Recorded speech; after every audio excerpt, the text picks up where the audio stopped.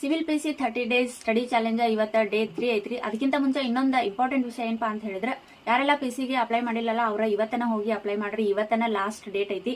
ಹಿಂಗಾಗಿ ಯಾರೆಲ್ಲ ಅಪ್ಲೈ ಮಾಡಿಲ್ಲಲ್ಲ ಅವರ ಹೋಗಿ ಜಲ್ದಿ ಅಪ್ಲೈ ಮಾಡ್ರಿ. ಇಷ್ಟು ದಿವಸ ಅಪ್ಲಿಕೇಶನ್ ನಂದು ತಗೊಳತಿರಕಿಲ್ಲ, ಆದ್ರೆ ನಿನ್ನೆ ಅಪ್ಲಿಕೇಶನ್ ನಂದು ತಗೊಂಡೈತಿ. ನಿನ್ನೆ ಅಪ್ಲೈ ಮಾಡಿದೆ ನಾನು. ಸೊ ಹಿಂಗಾಗಿ ಇವತ್ತ ಲಾಸ್ಟ್ ಡೇಟ್ ಐತಿ. ಯಾರೆಲ್ಲ ಅಪ್ಲೈ ಮಾಡಿಲ್ಲಲ್ಲ ಅವರ ಜಲ್ದಿ ಹೋಗಿ ಅಪ್ಲೈ ಮಾಡ್ರಿ. ನಿನ್ನೆ ನಾನು ಹೇಳಿದೆ ರೀ, SS ನೋಟ್ಸ್ ಓದೋದಿತ್ತ, ಆಮೇಲೆ ಕರೆಂಟ್ ಅಫೇರ್ಸ್ ಕ್ಲಾಸ್ ಕೇಳಿದೆ ಅಂತ. ಕರೆಂಟ್ ಅಫೇರ್ಸ್ ಕ್ಲಾಸ್ ಯಾವ್ದು ಕೇಳಿದ್ರಿ ಅಕ್ಕ ಅಂತ ಹೇಳಿ ಬಹಳ ಚೆನ್ನಾಗಿ ಕೇಳಾಕತ್ತಿದ್ರಿ.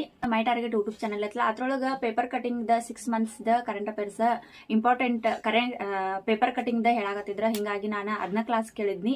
ನಿನ್ನೆ ಅರ್ಧ ಕೇಳಿದ್ನಿ, ಮೊನ್ನೆ ಅರ್ಧ ಕೇಳಿದ್ನಿ. ಅದ ಕಂಪ್ಲೀಟ್ ಮಾಡಿದೆ ನಾ ನಿನ್ನೆ.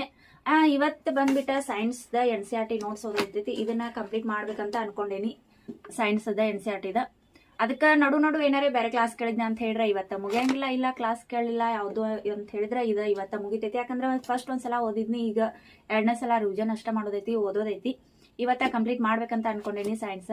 ಯಾಕಂದ್ರೆ ಸೈನ್ಸ್ ಬುಕ್ ಅನ್ನು ಐತಿ, ಬಟ್ ಅದ ಟೈಮ್ ಇಲ್ಲ ಓದಾಕ. ಹಿಂಗಾಗಿ ನೀವು ಕ್ಲಾಸ್ ಕೇಳ್ತೇನೆ ಅಂತ ಹೇಳಿದ್ರೆ ಐರಾ ಅಕಾಡೆಮಿ ಅದ್ರೊಳಗ ಸೈನ್ಸ್ ಲಾಲ್ ಸಾಬ್ ಸರ್ ಅದಾರಲ್ಲ, ಅವ್ರ ಮಸ್ತ್ ಹೇಳಿದಾರ. ನಾನು ಅವ್ರ ಕ್ಲಾಸ್ ಅನ್ನ ಕೇಳಿದ್ನಿ ಫಸ್ಟ್. ಈಗ ನೀವು ಏನಾರೇ ಕೇಳ್ಬೇಕು ಅಂತ ಹೇಳಿದ್ರೆ ಅವ್ರದ್ದು ಐರಾ ಅಕಾಡೆಮಿ ಒಳಗ ಲಾಲ್ ಸಾಬ್ ಸರ್ ಹೇಳಿದಾರ, ಚಲೋ ಹೇಳಿದಾರ ಸೈನ್ಸ್. ಅದನ್ನ ನಾ ಕೇಳಿದೀನಿ. ನೀವು ನಿಮಗ ಚಲೋ ಅನ್ಸಿತ್ತಂದ್ರ ನೀವು ಕೇಳಬಹುದು. ಆಮೇಲೆ ಇವತ್ತಂತೂ ನಾನು NCERT ದ ನೋಟ್ಸ್ ಸೈನ್ಸ್ ಓದಾಗತ್ತೀನಿ.